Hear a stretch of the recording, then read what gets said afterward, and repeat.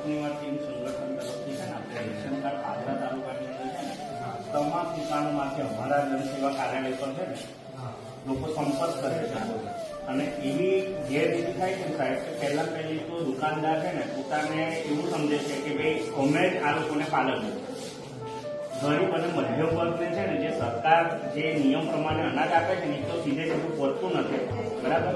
અનાજ ક્વોલિટી વાળું નથી હોતું, પાકી પાવતી આપવામાં નથી આવતી અને જ્યાં જગ્યા પર પાકી પાવતી તો આપવામાં આવે છે ત્યાં આગળ પણ પાકી પાવતીના પૈસા આ લોકો પાસે લેવામાં આવે, બરાબર.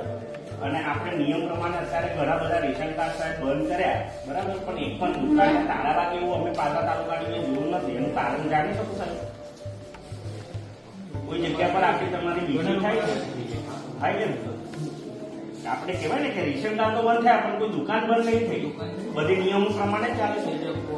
હા, એટલે નિયમો પ્રમાણે જ બધે ચાલે છે. આપણી કોઈ એવી પાદરા તાલુકાની અમારી પાસે કોઈ એવો કિસ્સો નહીં આવે તમારા સ્થળ વિઝિટની અંદર કોઈ ગેરરીતિ પકડાઈ હોય. એટલે આ છે ને સાહેબ ખરેખર એટલે આવી ઘણી ફરિયાદો અમારી પાસે છે. એટલે અમારી વિનંતી એવી છે કે તમે આ તમામ લોકોને છે ને કડકમાં કડક દાખલારૂપ કાર્યવાહી કરો તો એવી અમારી આશા છે. અને એ લોકો તો એવું કહે છે કે ઉપરથી લઈને નીચે સુધી તમે ગમે તે જગ્યા પર તમે રજૂઆત કરશો ને તમારું કશું ઉખડાઈ નહીં લઈ શકો. એવા વિડીયો પણ મેં તમને બતાવું. ગયા તમારી પહેલા જે સાહેબ હતા ને એમને મેં રેલેપુરાની અંદર આ લાઈવ વિડીયોના માધ્યમથી આ પર્દાફાશ કર્યો હતો. તે છતાં પણ એ લોકોનું હજુ પણ એવું ચાલે છે. અને બીજી વસ્તુ શું હોય કે લાયસન્સ જેના પર હોય ને એના બીજા લોકો એનો વહીવટ કરતા હોય. અને ગાડીનું લાયસન્સ તમારું હોય સાહેબ તો કોઈ બીજો વ્યક્તિ ગાડીનું લાયસન્સ લઈને જશે તો ચાલશે, બરાબર. એટલે ઘણી બધી જગ્યાઓ પર આવી છે, ખાસ કરીને રેલેપુરા, ડભાસા, લુણાથી લઈને ઘણી બધી જગ્યાઓ પર કમ્પ્લેન આવેલી છે. તો તમે આના ચોક્કસપણે બને એટલી વહેલી તકે એની કાર્યવાહી કરો ને તો પછી અમે છે જનતા રેડ કરીશું, બરાબર. હા, સાહેબ એવું છે કે છેલ્લી તારીખમાં જ અનાજ આપે છે. છેલ્લી તારીખ 2 કે 3 દિવસે જે બાકી રજૂઆત અમે આગળ જવા દઈશું.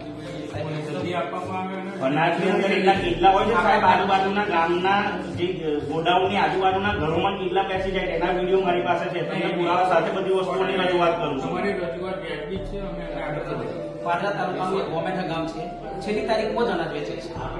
દરેક પાસે કેટલાય જણાનો ફોન આવે છે અને 3 દિવસ છે બાકી રહી ગયેલા લોકો અનાજ જતું એવું નહીં, મોટા પાયે થાય છે સાહેબ, બરાબર. એટલે અમે એવી આશા રાખીએ છીએ કે જો નિયમ પ્રમાણે રેશન કાર્ડ બંધ થતા હોય ને તો આ લોકોના લાયસન્સ બંધ થવા દે, બરાબર. સાહેબ તમે સરકારી જો અમારી મદદ કરશો તો જ આ છે ને 1 વર્ષ પહેલા હજુ રેલેપુરાના કિસ્સાની આજની તારીખ તમે ચાલો એવી રીતે દાદાગીરી કરીને ચલવે છે. અને ઘણી બધી જગ્યાઓ પર તો એ લોકો એવું જ સમજે છે કે જે રેશન કાર્ડ ધારકો છે ને સાહેબ એ ધારકોને એવી રીતના મજબૂર કરવામાં આવે કે ભાઈ તમે છે ને કંઈ પણ અવાજ ઉઠાવશો તો તમારું રેશન કાર્ડ બંધ કરી દઈશું. વિડીયો બતાવું છું, બોલો. એટલે હું તમને કહેવાનું મતલબ એટલે તમે બને એટલી જલ્દી એના પર કાર્યવાહી કરો, બરાબર. હા, નહીં તો પછી અમારી પાસે કોઈ આવશે તો અમે રજૂઆત નહીં કરીએ, અમે સીધી જનતા રેડ કરીને એનો પર્દાફાશ કરીશું. ચોક્કસ આશા રાખીએ. શું કર્યો?